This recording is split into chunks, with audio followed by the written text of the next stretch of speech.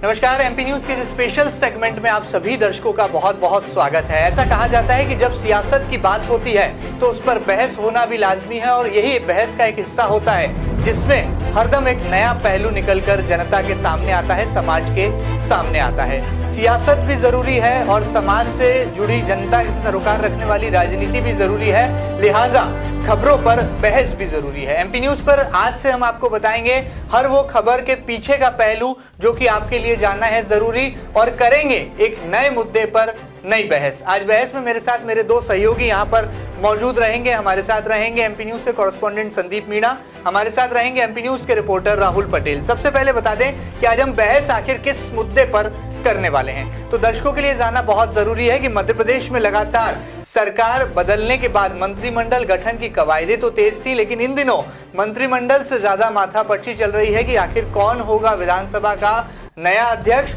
और आखिर कौन होगा मध्य प्रदेश की विधानसभा का नया नेता प्रतिपक्ष। नेता प्रतिपक्ष को लेकर कांग्रेस में सिर्फ टवल की स्थिति है, तो दूसरी तरफ बीजेपी की बात करें तो वहां पर कौन होगा नया विधानसभा का अध्यक्ष, इसे लेकर तमाम तरह का मंथन चल रहा है। सबसे पहले जानते हैं कि आखिर मंत्रिमंडल से ठीक पहले विधानसभा अध्यक्ष को लेकर बहस क्यों चल रही है और भारतीय जनता पार्टी ने क्या कोई पैमाना तैयार कर लिया है। तमाम जानकारियां लेते हैं संदीप मीणा से। संदीप, बताएं क्या राय आपकी बनती है विधानसभा अध्यक्ष पद को लेकर, क्या भाजपा में लगातार मंथन चल रहा है?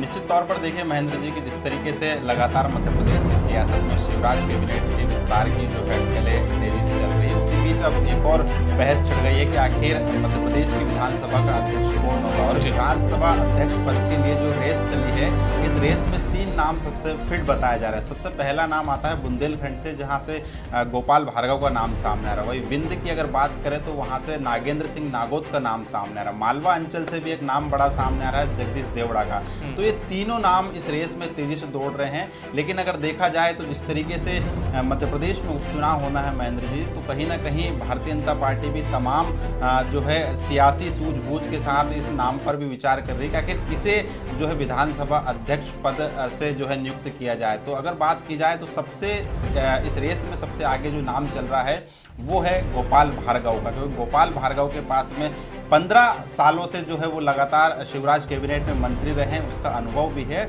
और पिछली बार की अगर बात करें तो पूर्व नेता प्रतिपक्ष रह चुके हैं, लिहाजा कद्दावर नेता भी हैं। तो ऐसे में ग्वालियर या हम बात करें बुंदेलखंड से, तो वहाँ से गोपाल भार्गव को ये माना जा रहा है कि विधानसभा अध्यक्ष बनाया जा सकता है, क्योंकि मंत्रिमंडल में अगर जो पहली टीम गठित हुई है शिवराज सिंह चौहान की, उसमें 5 मंत्रियों को गोपाल भार्गव को जगह नहीं मिली। कहीं ना कहीं अगर बात करें तो ऑपरेशन लोटस में भूपेंद्र सिंह ने भी बड़ी भूमिका निभाई है। और ऐसे में अगर बात की जाए तो सागर क्षेत्र से 3 मंत्री हो जाएंगे। तो ऐसे में क्योंकि गोविंद सिंह राजपूत पहले ही वहां से मंत्री है, तो कहीं ना कहीं यहाँ पर गोपाल भार्गव को भाजपा का आलाकमान है वो विधानसभा स्पीकर नियुक्त करके एडजस्ट करना चाहता है। वहीं दूसरी तरफ अगर बात करें तो विंध्य से जो नागेंद्र सिंह नागौत आते हैं वो वहाँ पर जो है काफ़ी अपनी पैठ रखते हैं और संघ की सबसे बड़ी पसंद भी बताया जा रहा है। तो कुल मिलाकर वहाँ पर ठाकुर और ब्राह्मणों की अगर बात की जाए तो विंध्य में उनका काफ़ी वर्चस्व है। तो सियासी तालमेल और जातिगत समीकरण को साधने के लिए वहाँ नागेंद्र सिंह नागौत जो है उनके नामों पर भी जो है चर्चा चल रही है। वहीं अगर बात करें जगदीश देवड़ा की, तो जगदीश देवड़ा जो है मुख्यमंत्री शिवराज सिंह चौहान की पहली पसंद बताए जाते हैं। यही वजह है कि उन्हें प्रोटेम स्पीकर अभी तक बनाया गया और अनुसूचित जाति से आते हैं। और जिस तरीके से देखा जाए महेंद्र जी कि उपचुनाव होना है, और ऐसे में उपचुनाव में अगर बात करें हम तो अनुसूचित जाति का जो वोट बैंक है काफ़ी बड़ी संख्या में जो सीटें आ रही है ग्वालियर चंबल संभाग से, तो उस वोट बैंक को साधने के लिए जगदीश देवड़ा के नाम पर भी मंथन किया जा रहा है। क्योंकि 2018 विधानसभा चुनाव के परिणामों पर अगर हम नजर डालें तो भारतीय जनता पार्टी का जो अनुसूचित जाति वोट बैंक है वो खिसका हुआ है। तो कहीं ना कहीं उसी तमाम सियासी समीकरणों को देखते हुए, राजनीतिक समीकरणों या फिर जातिगत समीकरणों को देखते हुए भारतीय जनता पार्टी इन तीनों नामों पर मंथन कर रही है, लेकिन फिलहाल अभी नाम तय नहीं। बिल्कुल ठीक बात है। एक तरफ विधानसभा अध्यक्ष पद की रेस है तो दूसरी तरफ है नेता प्रतिपक्ष की कुर्सी का किस्सा। जाहिर सी बात है, सत्ता खोने के बाद कांग्रेस में भी सिरदर्द की स्थिति है और लगातार कांग्रेस पार्टी जहां एक और अपने से बागी बनकर 22 जो विधायक गए हैं उनके खिलाफ जो है अग्नि परीक्षा में कूदने के लिए यानी कि उपचुनाव मैदान में कूदने के लिए तैयारी कर रही है, तो दूसरी तरफ आखिर कौन सदन में कांग्रेस की आवाज बनेगा, इस नाम को लेकर भी चर्चाओं का शोर दूर दूर तक सुनाई देने लगा है। नेता प्रतिपक्ष आखिर कौन होगा, तमाम जानकारियां लेते हैं राहुल पटेल से। राहुल, क्या लगता है, क्या इस पर बहस कांग्रेस पार्टी में शुरू हो गई है?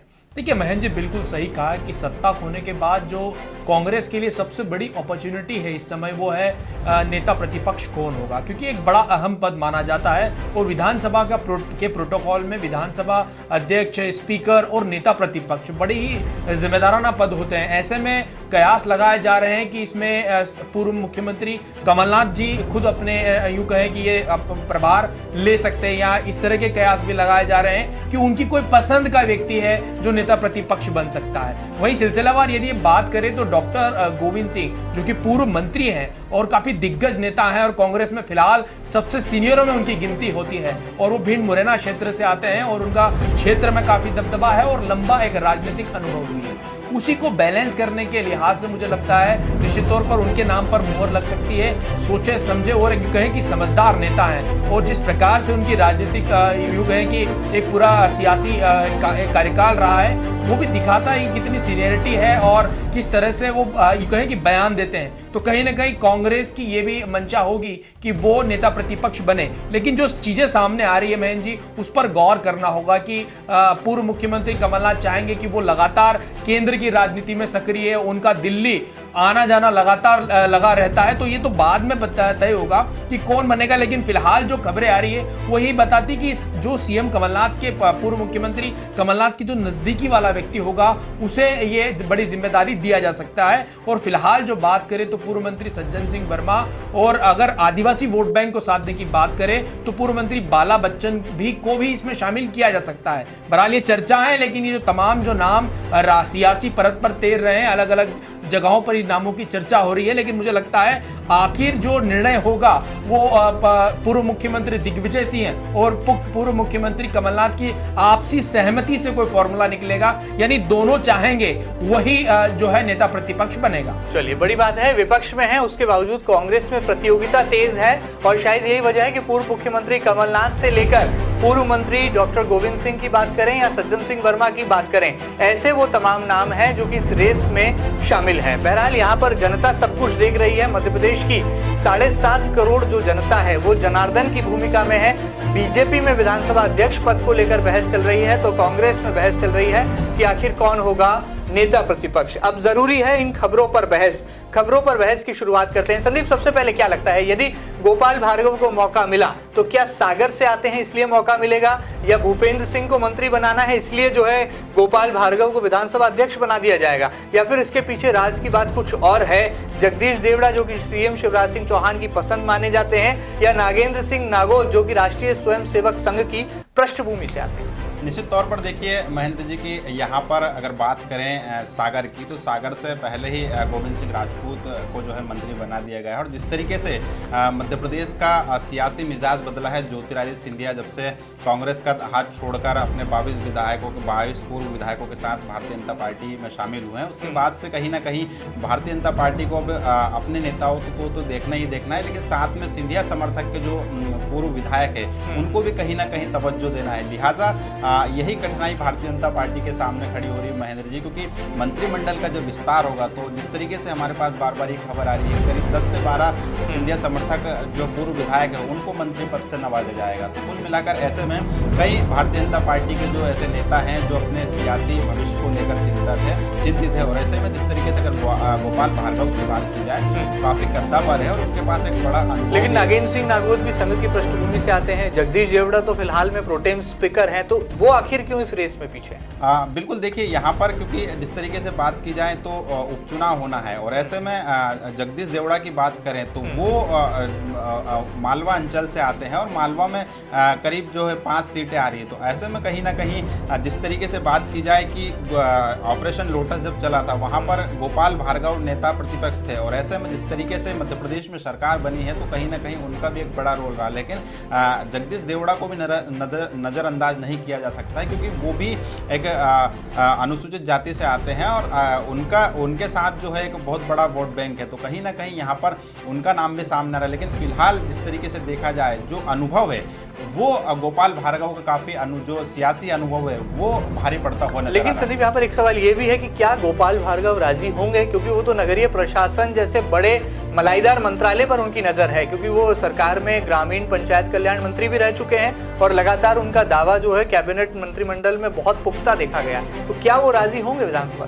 निश्चित तौर पर देखिए, यहाँ पर महेंद्र जी की भारतीय जनता पार्टी का एक सबसे अच्छी चीज ये है कि उनके अंदर संगठन काम करता है, और यहाँ पर जब आला कमान किसी भी बात के लिए मोहर लगा देता है तो फिर हम ये नहीं मानते हैं कि किसी नेता की जल्दी, हालांकि नाराजगी समय समय पर सामने आती रहती है, लेकिन जिस तरीके से गोपाल भार्गव को अगर बात करें तो जब विपक्ष में थे उस समय एक बहुत बड़ा पद दिया था नेता प्रतिपक्ष का, तो कहीं ना कहीं अब गोपाल भार्गव को विधानसभा अध्यक्ष पद पर रहकर ही संतुष्ट होना पड़ेगा, क्योंकि यहाँ पर सिंधिया समर्थकों को मंत्रिमंडल में शामिल करना पड़ेगा और भूपेंद्र सिंह को भी नजरअंदाज नहीं कर सकते। और अगर गोपाल भार्गव को भी मंत्रिमंडल में शामिल करते हैं तो एक ही जिले से 3 मंत्री हो जाते हैं, तो कहीं ना कहीं दूसरी जगह को भी देखना है संगठन को। तो इसी को लेकर यहाँ पर गोपाल भार्गव को फिलहाल आला कमान जाहिर तौर पर जो है मनाने में कामयाब हो पाएगा। चलिए, कहा जा सकता है कि नेताओं को संगठन से ज्यादा सत्ता पसंद है और शायद यही वजह है कि चूंकि भूपेंद्र सिंह को कैबिनेट में स्थान देना है, लिहाजा गोपाल भार्गव को यह समझौता करना होगा। कुछ ऐसे सूत्र यहाँ पर जानकारी दे रहे हैं। बहरहाल इस पर बहस लगातार बीजेपी में भी जारी है, जनता जनार्दन भी पूरा ये सियासी सर्कस देख रही है। देखना हो कि आखिर में जीत किसकी होती है। क्या नागेंद्र सिंह नागौत का नाम जो है आगे बढ़त बना पाता है, या जगदीश देवड़ा जो कि सीएम शिवराज की पसंद है, क्या वो जगह बना पाते हैं, या फिर तमाम सियासी और संगठनात्मक सामंजस्य के बीच गोपाल भार्गव को विधानसभा अध्यक्ष पद के लिए ये समझौता करना होगा। आगे बढ़ते हैं। यदि विपक्ष की बात करें तो कांग्रेस में भी नेता प्रतिपक्ष की कुर्सी का किस्सा तेज है। राहुल, क्या लगता है, यदि कमलनाथ नेता प्रतिपक्ष नहीं बने तो क्या डॉक्टर गोविंद सिंह होंगे? यदि वो उन्होंने भी राजी यहाँ नहीं हुए तो क्या सज्जन सिंह वर्मा की लॉटरी निकल जाएगी? बिल्कुल महेंद्र जी, बिल्कुल सही कहा कि सबसे पहली बात यदि हम इस पर गौर करें तो लीडर ऑफ अपोजिशन सबसे बड़ा पद होता है, और जब सबसे बड़ी बात आती है कि विधानसभा में जो ये जब चुनाव होंगे, उपचुनाव के बाद एक अलग सा सियासी समीकरण दिखाई देगा। उस पॉलिटिकल कैनवास पे ये मालूम पड़ेगा कि आखिर कितने विधायक बीजेपी के पास में है और किस बहुमत की स्थिति में। उसके बाद जो नेता प्रतिपक्ष का यूं कहेंगे लीडर ऑफ अपोजिशन का जो एक प्रोटोकॉल होता है वो एक बड़ा होता है। मुझे लगता है कि जो सबसे ज्यादा विपक्ष की भूमिका निभाने में काबिल होगा वो व्यक्ति होगा जो लगातार इन सियासी हलचलों को देख रहा है, जो बयान दे सकता है। मुझे लगता है कि डॉक्टर गोविंद सिंह बिल्कुल फिट तो बैठते हैं अनुभव के आधार पर, लेकिन जहां तक सज्जन सिंह वर्मा की बात है, सज्जन सिंह वर्मा के बयान हम आए दिन देखते हैं और उसे रिपोर्ट भी करते हैं, तो देखा जाता है कि वो बयानों के बाहुबली है। वो क्या हो रहा है नहीं हो रहा है इससे ज्यादा इस बात पर मैटर रखते हैं कि क्या बोलना चाहिए। तो कई बार वो यूं कहें कि लेकिन कांग्रेस में योग्यता से ज्यादा जो है नेतावाद दिखाई देता है। राजनीति में वहां पर गॉडफादर चाहिए। तो कमलनाथ तो यहाँ पर जब वो सीएम थे तब वो प्रदेश कांग्रेस के अध्यक्ष भी थे, तो जाहिर सी बात है नेता प्रतिपक्ष पर पहला दावा तो कमलनाथ का नजर आता है। बिल्कुल कमलनाथ का दावा नजर आता है, लेकिन सबसे बड़ी बात बहन जी ये है कि कमलनाथ खुद चाहते हैं या नहीं। जिस प्रकार का उनका ऑरा है, जिस प्रकार का सियासी कद है, मुझे लगता है मध्य प्रदेश से ज्यादा वो इंटरेस्ट होता है कि केंद्र में कोई बड़ा पद मिले। लेकिन यहाँ पर तो दावा हो रहा है कि 15 अगस्त को झंडा वंदन कमलनाथ फिर करने वाले हैं, तो जाहिर सी बात है जब नेता प्रतिपक्ष की कुर्सी का किस्सा होगा तो कमलनाथ ही उसमें जो है सर्वे सर्वा नजर आएगा। बिल्कुल सही कहा आपने कि राजनीति की रग-रग से वाकिफ है कमलनाथ। उन्हें लगता है कि केंद्र में अगर सरकार कांग्रेस की नहीं है तो यहाँ वो बड़ा पद ले सकते हैं। तो निश्चित तौर पर ये जो आपने बात कही इसमें काफी कुछ सच्चाई भी है कि झंडा वंदन की बात जरूर की है, लेकिन जिस प्रकार के सियासी समीकरण दिखाई दे रहे हैं, मुझे लगता है कि लीडर ऑफ अपोजिशन बनकर वो झंडा कहीं ना कहीं फहराने के मूड में नजर आ रहे हैं। और हो सकता है वो यदि पद ले लेते हैं, क्योंकि अब आप देखिए कि जिस प्रकार से कांग्रेस के अध्यक्ष का पद भी उन्हीं के पास में, जब मुख्यमंत्री थे तब भी उन्होंने अपने पास रखा। तो मुझे लगता है कि फिलहाल जो आला कमान चाह रही है कि मध्य प्रदेश की सियासत पर जिस तरीके मैनेजमेंट के माहिर माने जाते हैं कमलनाथ, उनके हाथ में कमान रहे। तो डॉक्टर गोविंद सिंह और सज्जन सिंह वर्मा क्या हाथ ही मलते रह जाएंगे? क्योंकि मंत्रिमंडल मंत्रिमंडल में भी जब उन्हें जगह दी गई तो उनके पसंद का मंत्रालय उन्हें नहीं मिला था। और अब यहाँ पर जब नेता प्रतिपक्ष की कुर्सी का किस्सा चल रहा है तो इसमें भी कमलनाथ जो है बढ़त बनाए हुए हैं। देखिए, कमलनाथ की जब भी बात आएगी तो मुझे लगता है कि कमलनाथ का जो ओहदा है वो इक्वल टू पूर्व मुख्यमंत्री दिग्विजय सिंह के लेवल का आता है। जब उनकी बात होगी तब कंपैरिजन होगा। मुझे लगता है कि सज्जन सिंह वर्मा खुद यूं कहें कि एक तरह से कमलनाथ को रिपोर्ट करते हैं या उनके फॉलोवर हैं। डॉक्टर गोविंद सिंह की बात करें तो डॉक्टर गोविंद सिंह का अपना एक कद है, वो जिस प्रकार की सियासत कर रहे हैं उनको लंबा अनुभव जरूर है। लेकिन कमलनाथ सदन में कभी हंगामा करते नजर नहीं आए। कमलनाथ कभी सदन में जो है जब सत्ता में थे तब भी जवाब देते नजर नहीं आए मुख्यमंत्री के तौर पर। और अब जब नेता प्रतिपक्ष होंगे तो क्या बीजेपी जैसी सक्रिय या कहा जाए अनुशासित पार्टी या ऐसी पार्टी जहां पर बयानवीर नेता बहुत बड़ी तादाद में है, क्या उन्हें जवाब दे पाएंगे? क्या कांग्रेस की आवाज सदन में कमलनाथ बन पाएंगे? देखिए, कमलनाथ की बात करें तो जिस प्रकार का उनका पूरा सियासी अगर हम घटनाक्रम देखेंगे या उनका अनुभव देखेंगे तो कभी भी वो बयानों में नहीं रहे हैं। बहुत बहुत बड़े बयान दिए नहीं उन्होंने। लेकिन नेता प्रतिपक्ष का पहला गुण तो मुझे ऐसा लगता है कि सदन में हंगामा करना भी होता है। एक पहला गुण ये भी है कि वो आवाज बन पाए, विपक्षी दल को जो है मजबूत तरीके से अभिव्यक्त कर पाए। क्या वो कर पाएंगे, इस भूमिका को निभा पाएंगे, आपको लगता है? फिलहाल महन जी, मुझे तो ये लगता है कि ये बहुत बात की बात है कि जनता क्या चाहती है। फिलहाल ये उस बात पर निर्भर करता है कि दिल्ली दरबार क्या चाहता है, सोनिया गांधी क्या चाहती है, राहुल गांधी क्या चाहते हैं। वो मध्य प्रदेश में चाहेंगे कि उनकी दखलंदाजी रहे, जो कि रहती है। और आजादी के बाद से ही जब जब उन्होंने जिसको चाहा उसको मुख्यमंत्री बनाया। तो लीडर ऑफ अपोजिशन कौन सी बड़ी बात है? मुझे लगता है कि जो आला कमान तय करेगा कांग्रेस में वही होगा, और खास करके राहुल गांधी और सोनिया गांधी की जो पसंद होगा। मतलब योग्यता नहीं, यहाँ पर जो है कांग्रेस का आलाकमान क्या चाहता है वो बनेगा नेता। योग्यता सेकंड नंबर पे आती। कांग्रेस में आप देखिए तमाम जो नेता हैं, अब कई नेता ऐसे हैं कि जिनकी योग्यता नहीं होगी लेकिन उनकी जो उनकी श्रद्धा है वो उनके बड़े नेताओं के प्रति है। वो समय आने पर टिकट भी लेते हैं। लेकिन इस रेस में अभी सबसे आगे कौन है? मेरे हिसाब से तो सर, अब सबसे पहली यदि बात करें जो फिलहाल की पोजीशन बन रही है, इसमें कमलनाथ बिल्कुल दावेदार हैं और उनके नाम पर मुहर भी लग सकती है यदि वो खुद चाहें। यदि उन्होंने चाह लिया कि उन्हें बनना है तो मुझे नहीं लगता कि मध्य प्रदेश में जिस तरह के हालात बन रहे हैं उनको कोई रोक पाएगा। क्योंकि अब देखिए जिस प्रकार से पूर्व मुख्यमंत्री ने भी पूरी तरह से सरेंडर कर दिया दिग्विजय सिंह के जो सिंधिया के जाने के बाद, दोनों के बीच में सामंजस्य अलग ही नजर आ रहा है। अभी एक तस्वीर भी वायरल हुई थी जब राज्यसभा चुनाव में देखा तो एक याराना नजर आया एक दूसरे। लेकिन ऐसा कहा गया कि दिग्विजय सिंह को लेकर तो कमलनाथ नाराज हैं। कहा गया कि जो सरकार गिरी, जो तमाम 22 विधायक बीजेपी के खेमे में चले गए, उसके पीछे कोई सबसे बड़ा विलन था तो वो दिग्विजय सिंह रहे। देखिए, ये तो जनता के बीच में है, ये तो सब पूरा पब्लिक फोरम पर ये बातें हैं, तमाम वो बयान भी हैं और कहा भी गया। सिंधिया ने भी साफ साफ यूं कहे कि निशाना साधा था। लेकिन राजनीति में इन चीजों को कितना महत्व दिया जाता है ये हम सब जानते हैं। फिलहाल तो बात यह है कि दिल्ली दरबार क्या चाहता है, और कमलनाथ ने यदि चाह लिया कि उन्हें नेता प्रतिपक्ष बनना है तो मुझे नहीं लगता कि कांग्रेस में अभी किसी नेता की इतनी हैसियत है कि वो कमलनाथ को रोक पाए। क्योंकि कमलनाथ जहां जो बोल देते हैं मुझे लगता हो जाता है। शायद सिंधिया के मामले में भी ऐसा ही देखने को मिला। चलिए, सियासत में नजारा बहुत देखना दिलचस्प होगा कि पूर्व मुख्यमंत्री कमलनाथ जब नेता प्रतिपक्ष होंगे और सदन में जिस तरह की तमाम कवायदे चल रही हैं कि विधानसभा अध्यक्ष गोपाल भार्गव हैं, यदि वो विधानसभा अध्यक्ष पद की कुर्सी पर विराजमान होंगे तो नजारा क्या होगा?